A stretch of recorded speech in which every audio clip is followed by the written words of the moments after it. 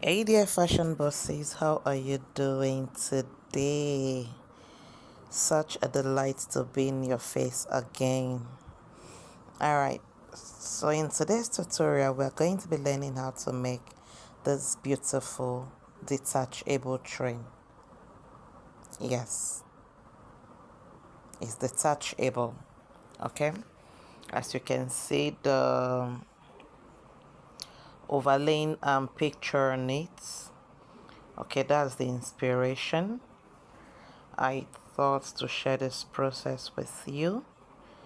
So if this is what you would want to learn how to make, please stay to the end of this video.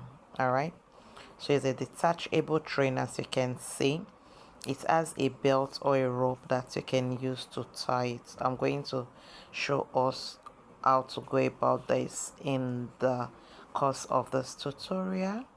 As you can see, it's beautiful. You can use it for any outfits because number one is black, number two is detachable. Okay, so if you want to learn how to make this, watch till the end. Whilst you're at it, do well to like, share, give a thumbs up, and drop a comment for us. Okay,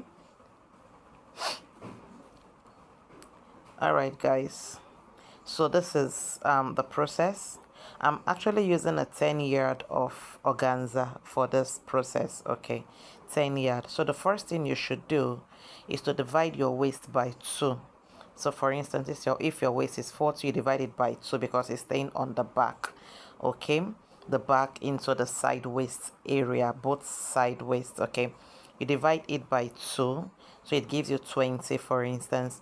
Now that 20, you can either divide it by 2 or by 3, because we are going to be cutting the circle triangularly like this. As you can see me fold it in 3 places. Okay, I'm going to be having it in 3 places. So I haven't divided the half of my waist by 3. I pick one of it. I get my radius. I'm sure you know how to get your radius. Okay, you can revert back to other videos where I've thought how to make circle skirts and all such outfits. So I get a radius and then I pick one part of the divided waist and I fold triangularly like this, as you can see me do. Okay, you can only use a triangular method to get this. Okay, so I'm gonna explain again. You divide your waist by 2, you get 1/2 of it. So if your waist is 40, you divide it by 2, so the 20, because the train is going to sit from one side of your waist to the other side of your waist, and then it's got a belt in front of it, right? So you get the half of it, and then that half you divide it into 3, right, or into 2, depending on the quantity of materials or fabric you have at your disposals at the time. Okay, now you pick one of those ways that you divided into 2 or 3 and times it by 3, because we are going to have some gathers around it to make it really full. Okay,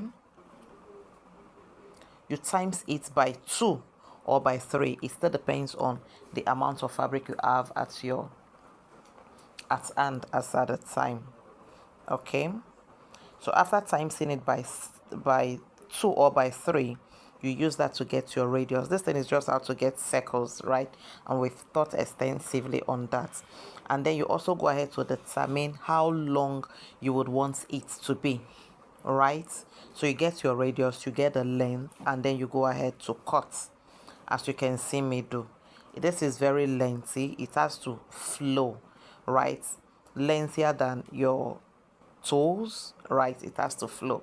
So you can go ahead to add like 10 more inches. For instance, if your waist to your toe is 40, you can make it 50, 55, or 60. It depends on the kind of effect and feel you also want to get as at the time or given the occasion, right? Then you add it to it and cut, as you can see me do. Okay, I'm just explaining the process to you. It's a circle, but the little technicality around it is what I am explaining to you right now. Okay, so if there is any confusion, in all of this explanation, you can rewind the video, listen to it over and over again. You will definitely get it. Do you understand? So you can see I'm cutting out the radius. You can see this is the length of the train. You see how lengthy it is. I'm going to place it on my waist so that you see how flowing it is on the floor. Do you understand? Do you now see the reason why you should add between 10, 15, and 20 more inches to your actual length? Okay. You see how flowing it is. I'm going to go ahead again to cut the second. I told you you can either divide it by 2 or by 3.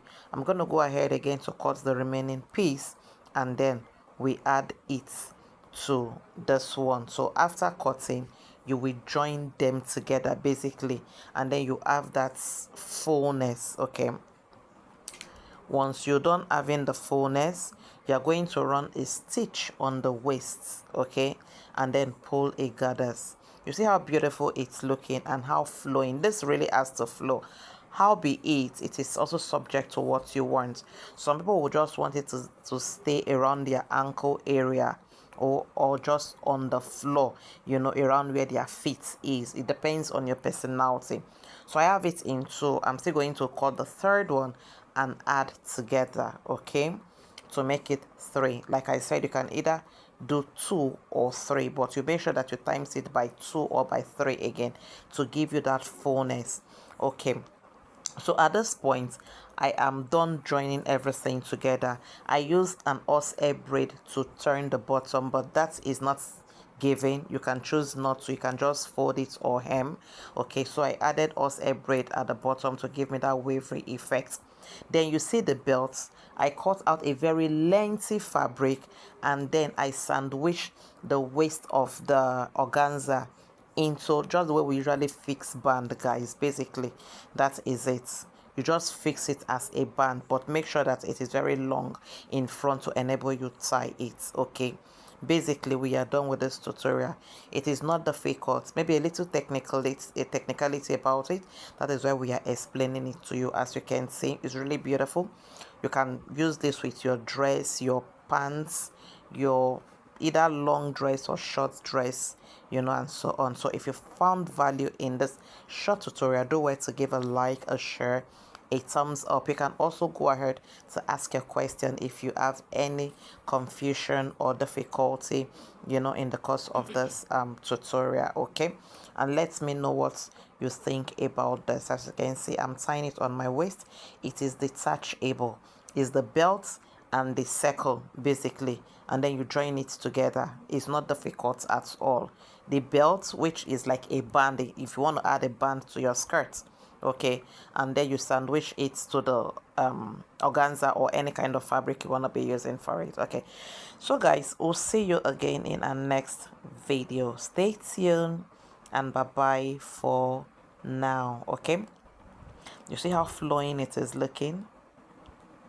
I'm going to take it and give it a very good ironing, okay, because you can see one of the joining at the back. You make sure that that part where you join, you make the gathers to be very full at that part, so that the seam will not be really obvious. Okay, do you understand?